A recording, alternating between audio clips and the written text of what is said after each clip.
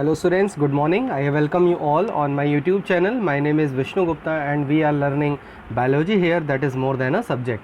As you know, we are learning human health and disease, and in that chapter, in that topic, we are learning a lot about a lot of diseases.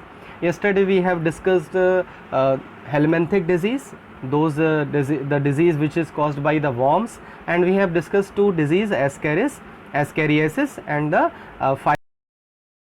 that is also known as elephantiasis. Why it is known as elephantiasis? As I told you yesterday. So today is 20th of May and we are going to start the next topic. Let's see what is the next topic. Before going to the next topic, as you know, ठीक है, we require energy and see what is the line of today. आज की line क्या है? जीतने वाले कभी बहाने नहीं बनाते और बहाने वाले कभी जीतते नहीं हैं. ये तो बहुत एकदम यूनिवर्सल ट्रूथ है ये, ठीक है. अगर आपको आगे कुछ करना है, नीट एग्ज़ाम क्रैक करना है. कल मैं सोच रहा था कि जो नीट एग्ज़ाम है, वैसे तो हम लोग इसके लिए कुछ आर्टिकल लिख सकते हैं, ईमेल कर सकते हैं गवर्नमेंट को कि नीट एग्ज़ाम के अलावा, except of the NEET exam, कुछ और भी एग्ज़ाम्स होने चाहिए फॉर द मेडिकल के लिए, ठीक है. क्योंकि देखो, और भी जितने भी कॉम्पिटिटिव एग्ज़ाम होते हैं, जैसे अगर तुम इंजीनियरिंग का ले लो, तुम अगर MBA को ले लो, तो उसमें एक एग्ज़ाम नहीं होते, उसमें बहुत ढेर सारे एग्ज़ाम्स होते हैं. उन एग्ज़ाम के थ्रू जो है वो बच्चों को उनका सिलेक्शन मिलता है. लेकिन हमारे यहाँ क्या है, हमारी फील्ड में क्या है कि केवल एक एग्ज़ाम है पूरे इंडिया में, पूरे कंट्री में, दैट इज़ नीट. अगर उसमें कोई क्वालिफाई हो गया तो ठीक है, उसको कॉलेज मिल गया, और नहीं क्वालिफाई हुआ तो उसके साथ फिर से वही एक साल का फिर से रिपीट उसको करना पड़ता है. तो this is not good thing. ये अच्छी चीज़ नहीं है. हमारे पास और चांसेस होने चाहिए और हमारे पास जो है वो वेज़ होने चाहिए जिससे हम अपने गोल को अचीव कर पाएँ, ठीक है. लेकिन उसके लिए आपको बहाना नहीं बनाना पड़ेगा. अगर आपको कोई भी ऑब्जेक्टिव, कोई भी एम है आपका, तो उस पर चलने के लिए, उसको आपको गेन करने के लिए आपको कभी अब एक्सक्यूज़ेस नहीं होने चाहिए, ठीक है. हमेशा मेहनत करनी चाहिए. तो लेट्स स्टार्ट द टॉपिक को स्टार्ट करते हैं with this motivational line. Yesterday as I told you, we have discussed the helminthic disease. ये helminthic disease हमने डिस्कस की थी, ascariasis और elephantiasis. elephantiasis मैंने आपको ये क्लियर कर दिया था कि स्वेलिंग क्यों होती है, ठीक है. ओडिमा, मैंने आपको कल एक कंडीशन के बारे में बताया था, ओडिमा. और इसी के पहले अगर जोड़ लो लिम्फोडिमा. देखो, ओडिमा एक कंडीशन होती है. ओडिमा मतलब अगर बॉडी में कहीं पे भी स्वेलिंग हो रही है तो उस कंडीशन को हम ओडिमा बोलते हैं, ठीक है. आपने पढ़ा है कि लिम्फ टिश्यू, याद होगा सबको, लिम्फ टिश्यूज़ होते हैं, ठीक है. लिम्फ होती हैं. लिम्फ कैसे होते हैं? लिम्फ जो है वो टिश्यू फ्लूइड होता है. तो टिश्यू फ्लूइड अगर कलेक्ट हो जाता है तो वो स्वेलिंग काज करता है, और इसी कंडीशन को हम और क्या बोलते हैं? ओडिमा बोलते हैं. अगर लिम्फेटिक वेसल्स में इन्फेक्शन हो जाए और लिम्फेटिक जो फ्लूइड है, मतलब जो टिश्यू फ्लूइड है, वो फिल होने लगे, तो ऐसी कंडीशन में स्वेलिंग और होने लगेगी. इसी कंडीशन को लिम्फोडिमा बोलते हैं. तो इस डिज़ीज़ में, एलिफेंटियासिस डिज़ीज़ में, ये बहुत कॉमन कंडीशन है, लिम्फोडिमा. और इसीलिए अंदर के जो पार्ट्स होते हैं ना, वो धीरे धीरे पूरी तरह से इन्फेक्शियस हो जाते हैं, ख़राब हो जाते हैं, ठीक है. उनके जो एपिथेलियल सेल्स है वो पूरी तरह से डिस्ट्रॉय होने लगते हैं. ऐसी सीवियर कंडीशन में पैर को काट के निकालना भी पड़ सकता है. समझ में आया, ठीक है. तो ये एक ऐसी डिज़ीज़ है जिसके बारे में लोगों को कम पता है कि ऐसी डिज़ीज़ भी है जो मॉस्किटो के काटने से, मॉस्किटो के बाइट से स्प्रेड होती है. तो आप लोगों को अवेयर करोगे कि इसलिए हमें बहुत ज़्यादा मॉस्किटो से बचना चाहिए, ठीक है. और अगर किसी के भी फीट में, अगर यहाँ इस पार्ट में अगर इचिंग स्टार्ट हो रही है और स्वेलिंग हो रही है, तो उसको तुरंत बोलो कि वो डॉक्टर को ज़रूर कंसल्ट करें, ठीक है. हो सकता है कि वो ही is going to suffer from filaria, ठीक है. तो let's start a new topic. नया टॉपिक स्टार्ट करते हैं. कल मैंने आपको फाइलेरिया का ये लाइफ साइकिल भी बता दी थी कि किस तरह से जो क्यूलेक्स मॉस्किटो है उसके बाइट से फाइलेरिया स्प्रेड होता है, और फिर वो अगर किसी इन्फेक्शियस पर्सन को बाइट करता है तो कैसे फिर उसकी बॉडी में आ जाता है उसका लार्वा, ठीक है. Now we are going to study the next disease, that is fungal disease, ठीक है. देखो, ये जो वेदर आ रहा है ना, अब इसमें फंगल डिजीज़ के होने के बहुत ही ज़्यादा चांसेस हैं. स्वेटिंग होती है. बहुत सारे हमारे ऐसे पार्ट्स हैं, प्राइवेट पार्ट्स हैं, जहाँ पे स्वेटिंग तो होती है, लेकिन वो उसमें प्रॉपर एरिएटेड ना होने की वजह से वहाँ पे स्वेटिंग रुकने लगती है, और ऐसी कंडीशन में वहाँ पे इचिंग होने लगती है. फंगस को चाहिए क्या? फंगस देखो, तुम्हें स्पोर्स होते हैं. फंगस किस फॉर्म में प्रेजेंट होते हैं? स्पोर्स के फॉर्म में. कहाँ प्रेजेंट होते हैं? एयर में प्रेजेंट होते हैं.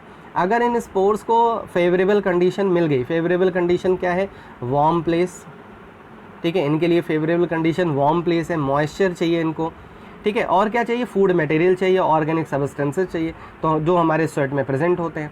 तो ऐसी कंडीशन में ये जो फंजाई होते हैं ये उन पार्ट्स पे ज़्यादा अटैक करते हैं, ठीक है। तो ये जो वेदर कंडीशन अब आ रही है धीरे धीरे, जो समर की कंडीशन आ रही है जिसमें हमें स्वेटिंग होती है, और कुछ दिनों बाद जब रेनी सीज़न आएगा जिसमें स्वेटिंग होगी तो, लेकिन वो ड्राई स्वेटिंग नहीं होगी, वो जल्दी से सूखेगा नहीं, ठीक है। तो ऐसी कंडीशन में फंगल डिजीज़ का अटैक, फंगस का अटैक बहुत ज़्यादा बढ़ जाता है। तो हमें पर्सनल हाइजीन बहुत ज़्यादा मेंटेन करनी होती है अगर हमें फंगल डिजीज़ से बचना है। तो let's see what are the, I think सब लोग को फंगल डिजीज़ हुई होगी। स्किन, मोस्टली जो फंगल डिजीज़ होती है वो स्किन पे होती है, ठीक है, स्किन रिलेटेड होती है, इचिंग होती है, इन्फ्लामेशन होती है, और कभी कभी इतनी ज़्यादा इंटेंस इचिंग होने लगती है कि ब्लीडिंग तक होने लगती है, और उस ब्लीडिंग से वो जो पार्ट होता है वो पूरी तरह से एकदम डिस्ट्रॉय होता है, डैमेज हो जाता है, स्किन वहाँ की कलर उसका एकदम चेंज हो जाता है, ठीक है। यू हैव सीन, आपने सबने देखा होगा, जैसे ग्रोइंग में बिटवीन द थाई, ठीक है, ये जो इन्फेक्शन है ये काफ़ी कॉमन है, मोस्टली लोगों को ये होता रहता है। तो हम उससे बच कैसे सकते हैं, पर्सनल हाइजीन को मेंटेन करके, अभी हम आगे डिस्कस करेंगे, ठीक है। तो सबसे पहले पढ़ते हैं फंगल डिजीज़। देखो डर्मेटोफाइटॉन, देखो जहाँ पे भी डर्मो वर्ड आ जाए, डर्मा, ठीक है, DERMA, डर्मा, ठीक है। जैसे डर्मेटोलॉजिस्ट, आपको मैंने 11 में भी बताया था कि डर्मा मतलब होता ही है स्किन, ठीक है। जैसे डर्मीकूल पाउडर, डर्मेटोलॉजिस्ट, तो डर्मा मतलब होता ही है क्या, लेयर या स्किन। तो डर्मेटोफाइट्स ऐसे ऑर्गेनिज्म जो स्किन पे हैं, are a group of closely related fungi. कुछ फंजाई होते हैं जो डर्मेटोफाइट्स की तरह बिहेव करते हैं, मतलब स्किन पे पाए जाते हैं, ठीक है। अब यहाँ पे देखो इनकी क्लिनिकल कंडीशन अलग अलग होती है, इसी को बोलते हैं डर्मेटोफाइटोसिस, ठीक है। जब डर्मेटोफाइटोसिस मतलब क्या हो गया कि वो जब कलेक्ट हो जाते हैं तो उनके क्लिनिकल मतलब उनके कुछ सिम्टम्स आने लगते हैं, ठीक है, और इसी को रिंग वॉर्म बोलते हैं, ठीक है। अभी मैं रिंग वॉर्म की पिक्चर भी दिखा दे रहा हूँ, ये देखो, इसको रिंग वॉर्म इसीलिए बोलते हैं, इस तरह से देखो रिंग की तरह स्ट्रक्चर बन गया ना, गोल गोल, और ये जो स्किन है इसमें पूरी तरह से फंगल का इन्फेक्शन हो गया। अब ये जब इसकी स्टार्टिंग होती है तो बस इंटेंस मतलब इचिंग होती है, लेकिन इतनी ज़्यादा बढ़ जाती है इसमें ब्लीडिंग होने लगती है, और इससे जो फ्लूइड निकलता है वो और बॉडी पार्ट में फैल के और भी जगह रिंग वॉर्म काज कर सकता है। समझ में आया? तो डिजीज़ को रिंग वॉर्म क्यों बोलते हैं, क्लियर हो गया कि सबसे पहले तो ये जो कंडीशन होती है उसको बोलते हैं डर्मेटोफाइटोसिस। डर्मेटोफाइटोसिस मतलब हो गया कि जो इनकी क्लिनिकल कंडीशन होती है, मतलब ये जो सिम्टम्स आते हैं, ठीक है, वो ऐसे होते हैं कि उन्हीं को हम टेक्निकली क्या बुलाते हैं, डर्मेटोफाइटोसिस, और कॉमन लैंग्वेज में उसको बुलाते हैं रिंग वॉर्म और टीनिया। अगर आप इंग्लिश डिक्शनरी में टीनिया वर्ड का मीनिंग ढूंढोगे तो उसका मतलब यही होगा कि जो स्किन में जो इचिंग होती है, इन्फेक्शन होता है, उसको टीनिया बुलाते हैं। समझ में आया? तो इस तरह से हो गया। कौन सी डिजीज़ हम पढ़ने जा रहे हैं, रिंग वॉर्म के बारे में पढ़ने जा रहे हैं। तो सबसे पहले पढ़ते हैं what are the causative agent. देखो 2-3 पार्ट है हमारे बॉडी में जिनमें फंगल का इन्फेक्शन बहुत ज़्यादा होने के चांसेस होते हैं। पहला होता है स्किन, दूसरा होता है हेयर, और तीसरा होता है नेल्स। हेयर मतलब स्कैल्प, हेयर का मतलब वो जो मतलब जो थ्रेड है उसमें नहीं होता है इन्फेक्शन, लेकिन स्कैल्प में होता है। स्कैल्प मतलब जहाँ से हेयर निकल रहे हैं, जो स्किन होती है जहाँ से हेयर इमर्ज हो रहे हैं, उसी को बोलते हैं स्कैल्प। आपने देखा होगा बहुत लोगों के स्कैल्प में इतना ज़्यादा इन्फेक्शन हो जाता है कि वहाँ से जो हेयर्स हैं वो भी बहुत ज़्यादा टूटने लगते हैं, ब्रेक होने लगते हैं। तो एक्चुअली वो फंगल इन्फेक्शन है, बहुत ज़्यादा स्वेटिंग की वजह से भी ऐसा होता है, ठीक है। तो हमारे 3 पार्ट इससे ज़्यादा इन्फेक्टेड होते हैं, स्किन, हेयर्स और नेल। मैंने आपको कल नेल के बारे में बताया था कि बहुत सारे लोगों में, जैसे मेरे ही नेल, ठीक है, में फंगल इन्फेक्शन पूरी तरह से हो चुका है। तो दोनों ही नेल, जो 2 के जो नेल्स हैं, ठीक है, जो फीट के मेरे नेल्स हैं वो पूरी तरह से ख़राब हो चुके हैं। उसकी मेडिसिन चल रही है फंगल इन्फेक्शन की, ठीक है। तो आप लोग अपने फैमिली मेम्बर में, अपने रिलेशन में बहुत लोगों के ऐसे नेल्स देखोगे जो पूरी तरह से ख़राब हो चुके होते हैं, उनका कलर अजीब तरह हो जाता है। तो एक्चुअली वो फंगल इन्फेक्शन ही तो है। स्किन पे अभी मैंने स्किन पे दिखा दिया कि स्किन पे किस तरह से होता है, ठीक है, और हेयर पे, स्कैल्प में होता है, ठीक है। तो ये 3 पॉजिटिव एजेंट हैं। देखो एक तो होता है ट्राइकोफाइटॉन। ट्राइकोफाइटॉन तीनों पे इन्फेक्शन करेगा। देखो ता से 3 और टा से ट्राइकोफाइटॉन, ये ज़बरदस्ती की ट्रिक मैंने बना दी है काम आएगी तुम्हारे। तो ट्राइकोफाइटॉन 3 टा से स्टार्ट हो रहा है, और 3 मतलब स्किन, हेयर, नेल, ठीक है। उसके बाद माइकोस्पोरम। अब इसकी आप ट्रिक खुद बनाना। माइक्रोस्पोरम में क्या गायब हो गया, देखो नेल गायब हो गया, मतलब नेल्स नहीं है। अगर नेल में इन्फेक्शन नहीं हो रहा है हेयर और स्किन में हो रहा है तो जान लो माइक्रोस्पोरम है। एपिडर्मोफाइटॉन में हेयर में इन्फेक्शन नहीं होगा, ठीक है, स्किन और नेल में होगा। तो इस तरह से ट्राइकोफाइटॉन तीनों के लिए रिस्पॉन्सिबल है, माइक्रोस्पोरम हेयर और स्किन के लिए रिस्पॉन्सिबल है, और एपिडर्मोफाइटॉन स्किन नेल्स के लिए रिस्पॉन्सिबल है, हेयर में इन्फेक्शन नहीं होता। समझ में आया? ठीक है। अब देखो इनके सिम्टम्स क्या होते हैं। तो सिम्टम्स आप लोग को सबको पता होंगे, मोस्ट कॉमन डिजीज़ है, हो ही जाती है लगभग, ठीक है, लेकिन हम उससे बचते रहते हैं किसी तरह से, पर्सनल हाइजीन मेंटेन करके, बहुत सारे प्रोडक्ट का यूज़ करके हम उससे बचते रहते हैं। लेकिन अपीयरेंस देखो क्या होता है, सबसे पहले तो ड्राई स्केली लेसन्स हो जाती हैं। लेसन्स मतलब वहाँ पे जो स्पॉट्स पड़ जाते हैं, ठीक है, ड्राई होते हैं, वो बहुत ज़्यादा वेट नहीं होते, ड्राई होते हैं। फिर उनमें ड्राई होंगे तो इचिंग होगी various parts of the body such as skin, nails और स्कैल्प, इनमें ड्राई लेसन्स पहले पड़ते हैं। फिर इनमें इचिंग होने लगती है, इंटेंस इचिंग होती है। और मैंने बताया ना, जब इंटेंस इचिंग होती है तो itching lead to the bleeding also, और इचिंग के साथ साथ ब्लीडिंग भी होने लगती है। इसीलिए बोलते हैं कि जो भी आपकी टॉवेल है, जो भी सोप है, वो आपका भले ही कोई बहुत क्लोज हो, ठीक है, आपके ब्रदर हो, आपके सिस्टर हो, फिर भी उसको सेपरेट रखना चाहिए, ठीक है। तो कॉम्ब भी सेपरेट रखना चाहिए। लोगों को लगता है कि कॉम्ब तो नहीं है, लेकिन बहुत कम लोगों के यहाँ कॉम्ब सेपरेट होगा। आपको अपनी कॉम्ब भी सेपरेट रखनी चाहिए। क्यों रखनी चाहिए? हो सकता है आपके घर में किसी को फंगल इन्फेक्शन हो या हो रहा हो, और उसी कॉम्ब से वो कॉम्बिंग मतलब हेयर की कॉम्बिंग कर रहा है, और उसी कॉम्ब से आप भी कर रहे हो, तो ऐसी कंडीशन में फंगल इन्फेक्शन स्प्रेड हो सकता है, ठीक है। तो बहुत छोटी छोटी बातें हैं जिस पे अगर हम ध्यान रखेंगे तो we can prevent these diseases, हम इन डिजीज़ेस को प्रिवेंट कर सकते हैं।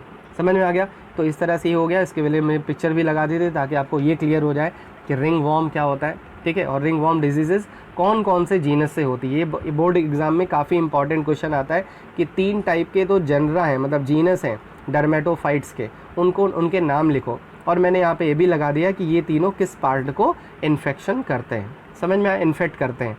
तो ये हो गया। यहाँ पे डिजीज़ेस लगभग ख़त्म हो गई। अब आपको कुछ डिजीज़ स्पेसिफिक डिजीज़ेस के बारे में पढ़ना है और उनको डिटेल में पढ़ना है, ठीक है। उन डिजीज़ेस को बाद में पढ़ेंगे। कुछ ऐसी कंडीशन है जिसको हमें जानना चाहिए। बहुत जनरल सा टॉपिक लेके आ रहा हूँ मैं, प्रिवेंशन ऑफ डिजीज़। आपके एनसीईआरटी में भी ये दिया होगा, जहाँ पे डिजीज़ेस ख़त्म हो रही हैं, जहाँ पे रिंग वॉर्म ख़त्म हो रहा है, वहाँ पे देखना। तो ये टॉपिक दिया होगा, प्रिवेंशन ऑफ डिजीज़ेस, ठीक है। अब देखो प्रिवेंशन कैसे कर सकते हैं। तुम्हें पता है, ये सब लोग को पता है, बहुत इंपॉर्टेंट लाइन होती है, सब लोग जानते हैं, prevention is better than cure. अगर हम प्रिवेंट कर ले, जैसे इस टाइम कोरोना का है, तो कोरोना का लोग प्रिवेंट ही तो कर रहे हैं, मास्क लगा के, सैनिटाइज़र का यूज़ करके, पर्सनल हाइजीन मेंटेन करके, सोशल डिस्टेंसिंग करके, क्या कर रहे हैं, हम प्रिवेंट कर रहे हैं। क्योंकि अगर प्रिवेंशन नहीं करेंगे तो उसका क्योर बहुत काफ़ी लॉन्ग प्रोसेस है। हो सकता है कि आपकी इम्यूनिटी उसमें उसके साथ मतलब वो कोलेबोरेट ना हो, ठीक है, उसके साथ जो है इक्वल ना हो, और किसी भी पर्सन की डेथ भी हो सकती है। तो इसीलिए प्रिवेंशन पे ज़्यादा फोकस कर रहे हैं हम, ठीक है। तो प्रिवेंशन ऑफ डिजीज़, जैसे मैंने फंगल के बारे में बताया कि आपको कॉम्ब भी सेपरेट रखना चाहिए। तो कॉम्ब सेपरेट रखना क्या है?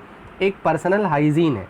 तो पर्सनल हाइजीन में वो सारी चीज़ें आ जाती हैं जो हम अपने बॉडी पार्ट के लिए, अपने लिए, ठीक है, करते हैं, हाइजीन मेंटेन करते हैं। हाइजीन मतलब होता है कि जो क्लीनिंग कंडीशन है, मतलब ऐसी कंडीशन क्रिएट करते हैं जिससे हमें इन्फेक्शन होने के, मतलब जो इन्फेक्शन है उसके चांसेस कम हो जाते हैं, बहुत ज़्यादा कम हो जाते हैं। जैसे सेफ़ वाटर, मतलब वाटर जो भी आप इनटेक कर रहे हो वो प्योर होना चाहिए, उसको मतलब क्लीन होना चाहिए। वो ऐसा नहीं कि कहीं पे भी वाटर पी लिया।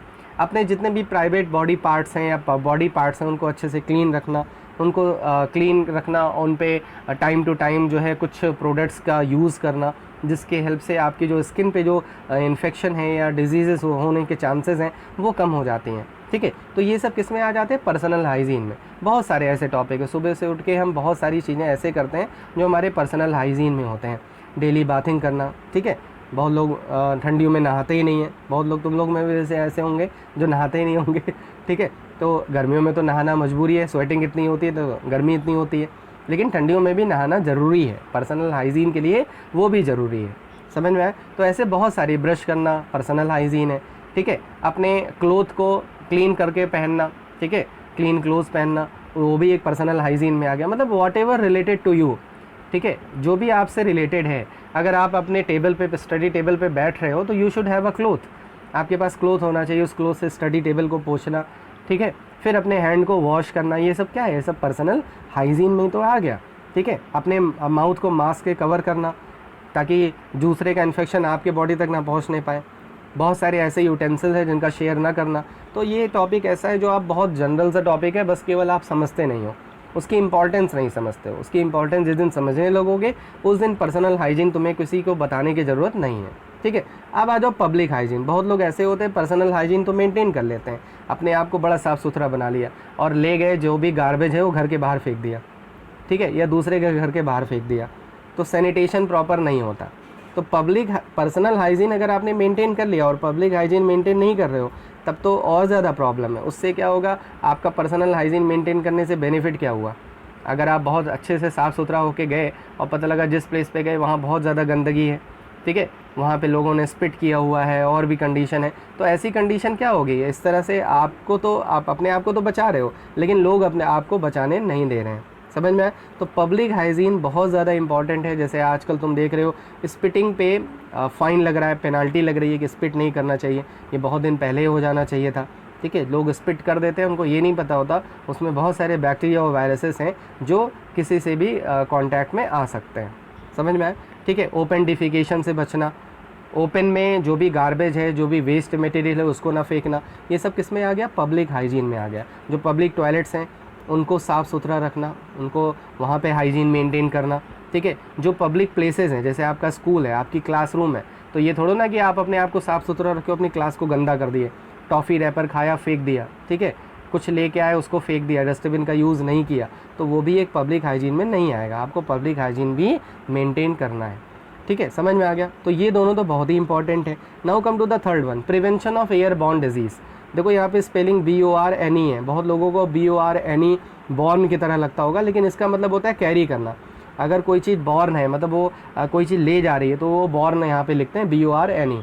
एयर बॉर्न मतलब जो एयर लेके जाए, ऐसी डिजीज़ेज जो एयर कैरी करे, ऐसी डिजीज़ेज को हम क्या बुलाते हैं? एयर बॉर्न डिजीज़ेज, ठीक है। तो जैसे इस समय कोरोना क्या है? एयर बॉर्न डिजीज़ ही तो है। इसको हम कैसे प्रिवेंट कर रहे हैं अपने आप को? इससे मास्क लगा के, ठीक है, अपने हैंड को वॉश करके, सैनिटाइजेशन करके, ये सारी चीज़ें से करने से हम एयर बॉर्न डिजीज़ेज से बच सकते हैं। क्योंकि देखो एयर में एरियोसोल्स होते हैं। जैसे कोई बोलता है, अभी जल्दी में एक स्टडी भी आई कि अगर आप किसी भी पर्सन से बात भी कर रहे हो तो बात करने से भी कोरोना का स्प्रेड हो सकता है, कोरोना इन्फेक्शियस हो सकता है। क्यों हो सकता है? क्योंकि जब वो बात कर रहा है तो उसके बात करते टाइम उसके जो माउथ से जो ऊज़ निकलते हैं, जो ड्रॉपलेट निकलते हैं, ठीक है, एरियोसोल्स जिनको बोलते हैं, वो आपको दिखते ही नहीं है। बहुत सारे ऐसे पार्टिकल्स हैं जो आपको दिखते नहीं, वो आपके बॉडी के कांटेक्ट में आ सकते हैं। तो उनसे कैसे बचना है? अपनी बॉडी को कवर करके या डिस्टेंस को मेंटेन करके। समझ में? इसीलिए मैंने बोला था ये चैप्टर बहुत ज़्यादा इंपॉर्टेंट है, क्योंकि ये चैप्टर आपको प्रेजेंट के बारे में पूरी तरह से इन्फॉर्मेशन दे रहा है और आपको अवेयर भी कर रहा है, ठीक है। तो इस तरह से हम किससे बच सकते हैं? एयरबॉर्न डिजीज़ेस से बच सकते हैं। अपने जो एनवायरनमेंट है उसको क्लीन करके, बहुत सारे प्लांट्स लगा के, जैसे आप इस समय घर पे हो, आप जो रोज़ जो है 1-2 प्लांट लगा सकते हो, उनकी केयर कर सकते हो, ठीक है। 2-3 महीने बाद वो काफ़ी बड़े हो जाएंगे, आपको ऑक्सीजन देंगे तो आपके लिए इंपॉर्टेंस ही होंगे। तो इस तरह से एयरबॉर्न डिजीज़ेस से हम बच सकते हैं। Now come to the next, prevention of waterborne disease. Waterborne disease, ठीक है। अब देखो वाटर बॉर्न डिजीज़ से कैसे? प्योर मतलब जो क्लीन वाटर पी के, ठीक है, वाटर हमेशा कवर होना चाहिए। अगर आपके यहाँ वाटर खुले में रखा है तो उसको मत यूज़ करिए, ठीक है। जैसे बहुत लोगों के यहाँ रिवर RO तो लगा हुआ है, मोस्टली 99% लोगों के यहाँ RO लगा है, लेकिन जिनके RO नहीं लगा है वो भी इस बात का ध्यान रखेंगे कि they have to use the clean water, pure water उनको लेना है। और कहीं पे भी जैसे आप कभी कहीं जाते हो और वाटर ऐसे ही रखा है तो उसको नहीं पीना है। अब देखो वाटर का तो ध्यान सब लोग रखते हैं, लेकिन टम्बलर जिसमें वाटर पी रहे हैं उसका ध्यान नहीं रखते। उसमें क्या होता है? पता लगा टम्बलर उठाया और पानी पी लिया। अब उसमें टम्बलर को वॉश किया था कि नहीं किया, उसको एक बार देखो, ठीक है। वैसे वाटर बॉटल, आपकी जो वाटर बॉटल है, ठीक है, आप वाटर तो उसमें RO का भर रहे हो, लेकिन क्या अपनी वाटर बॉटल को रेगुलरली, फ्रीक्वेंटली आप उसको वॉश करते हो? नहीं वॉश करते होंगे। बहुत कम लोग होंगे जो अपनी वाटर बॉटल को वॉश करते होंगे। ज़रा कमेंट बॉक्स में लिखना, हाँ सर हम लोग वॉश करते हैं, और अगर नहीं करते तो आज से वॉश करेंगे, ठीक है। तो ये भी सारी चीज़ें हमें ध्यान रखनी चाहिए। क्लियर है? Now come to the next one, prevention of vector borne disease. इन सब से तो हम थोड़ा बहुत बच सकते हैं, लेकिन वेक्टर बॉर्न डिजीज़ से हमें बचने के लिए कुछ और मेजरिंग स्टेप्स लेने पड़ेंगे। जैसे वेक्टर मतलब मॉस्किटोज़, फ्लाइज, उनसे कैसे बच सकते हैं, ठीक है। तो उनके बचने के तुम्हें देख रहे होगे आजकल मॉस्किटोज़ का ज़्यादा मतलब वो है, ज़्यादा प्रिवेलेंट है, ठीक है, प्रिवेल ज़्यादा हो रहा है, ज़्यादा फैल रहे हैं। तो इस समय आप क्या कर रहे हो, you are using a lot of products, आप ऑल आउट का यूज़ कर रहे हो, कॉयल जला रहे हो, आजकल एक कंफर्ट नाम से एक इंसेंस स्टिक आ गई है, उसको जलाते हैं, लेकिन उससे कहीं ना कहीं हमारे बॉडी को हार्म ज़रूर पहुंचता है, क्योंकि उसमें जो ऐसे केमिकल्स होते हैं जो हम इनहेल करते हैं, ठीक है, हो सकता है उससे हमारी बॉडी में एलर्जी या इस तरह की प्रॉब्लम बढ़े। सबसे जो बेस्ट मेज़र है वेक्टर बॉर्न डिजीज़ से बचने के लिए वो मॉस्किटो नेटिंग है, ठीक है। आपने विलेजेस वगैरह में देखा होगा, लोग अपनी चारपाई लेते हैं और उस चारपाई में ऐसे स्टिक लगा के बढ़िया सा नेटिंग लगाते हैं और सो जाते हैं, कोई केमिकल नहीं लगाया, कोई कुछ नहीं किया, और इसमें मॉस्किटो के आने के चांसेस 100% ख़त्म, ठीक है। एक भी मॉस्किटो इसमें इंटर नहीं कर सकता। लेकिन ये जान लो अगर एक भी इंटर कर गया तो तुम्हें बताएगा कि जो तुमने मॉस्किटो नेटिंग लगा के रखी है ना, वो तुम्हें बता देगा, अच्छा बेटा, ठीक है। तो क्लियर है, तो mosquito netting is the best, सबसे बेस्ट है। लेकिन फिर भी हम बहुत सारे, क्योंकि मॉस्किटो नेटिंग सबके लिए पॉसिबल नहीं होती, तो देखो क्या क्या कर सकते हैं। एक फ़िश होती है जिसका नाम है गैम्बूशिया, ठीक है, गैम्बलर, ठीक है, सुना होगा गैम्बूशिया। अब गैम्बूशिया कोई वो विलन का नाम नहीं है, गैम्बूशिया एक फ़िश होती है जो मतलब जो मॉस्किटोज़ होती हैं उनकी लार्वा को खा लेती है, ठीक है। जैसे अगर कहीं पे स्टेगनेंट वाटर है, कहीं पे पॉन्ड है, तो वहाँ पे जाके आप गैम्बूशिया फ़िश के जो एग्स हैं उनको आप वहाँ पे डाल सकते हो। तो उससे क्या होगा, गैम्बूशिया फ़िश वहाँ पे जब प्रिवेल होगी, जब वहाँ पे फैलेगी, तो वो क्या करेगी, जो मॉस्किटोज़ हैं उनके लार्वा को खा लेगी। ऐसी फ़िशेज़ को लार्वीवोरस बोलते हैं। बायोलॉजी देखो बहुत ईजी है, अगर आपके सामने ये वर्ड पहले ही आ जाता बिना मेरे बताए, तब भी आप बता लेते, कार्निवोरस, ठीक है, हर्बीवोरस, ऐसे ही लार्वीवोरस मतलब जो लार्वा को खाए, ठीक है। तो गैम्बूशिया एक ऐसी फ़िश है जो किसको खा लेती है, लार्वा। किसके लार्वा को खाती है, मॉस्किटोज़ के लार्वा को खाती है। तो अगर आप इस फ़िश की हेल्प से मॉस्किटोज़ से बच सकते हैं। आपने देखा होगा बहुत जगह कंपेनिंग चलती है हमारे स्ट्रीट में, जो म्यूनसिपल पार्टी के मेंबर्स होते हैं वो केमिकल का स्प्रे करते हैं जिससे मॉस्किटोज़ जो है वो मरते हैं। लेकिन आजकल धीरे धीरे मॉस्किटो जो है रेजिस्ट होते चले जा रहे हैं, रेजिस्टेंट होते चले जा रहे हैं, उन पे किसी केमिकल का इफ़ेक्ट नहीं पड़ता। तो ज़रूरी है कि आप देखो कि कहीं पे वाटर तो कलेक्ट नहीं हो रहा है। जैसे आजकल कूलर लगा रहे हो गया, कूलर में पानी तो डालते हो, लेकिन वो वाटर आप रेगुलरली उसको चेंज कर रहे हो कि नहीं चेंज कर रहे हो। अगर नहीं चेंज कर रहे हो तो उसमें 2 या 3 ड्रॉप केरोसिन ऑयल डाल देना चाहिए। ऑयल डालने से उनकी ब्रीदिंग रुक जाती है और ऐसी कंडीशन में उनके जो एग्स हैं उनकी डेथ हो जाती है, समझ में। तो अगर कहीं पे भी स्टेगनेंट वाटर है आपके आसपास, या तो उसको साफ़ करवाओ और या तो क्या करो, उसमें कुछ ड्रॉप जो है केरोसिन ऑयल के आप अप्लाई कर सकते हो, ठीक है। तो देखो एक कुछ और डिजीज़ के बारे में यहाँ पे है कि एडिस मॉस्किटो, AEDES है, सॉरी, ये AEDES है, इसका पूरा साइंटिफिक नेम होता है एडिस एजिप्टी, इस मॉस्किटो का, ठीक है।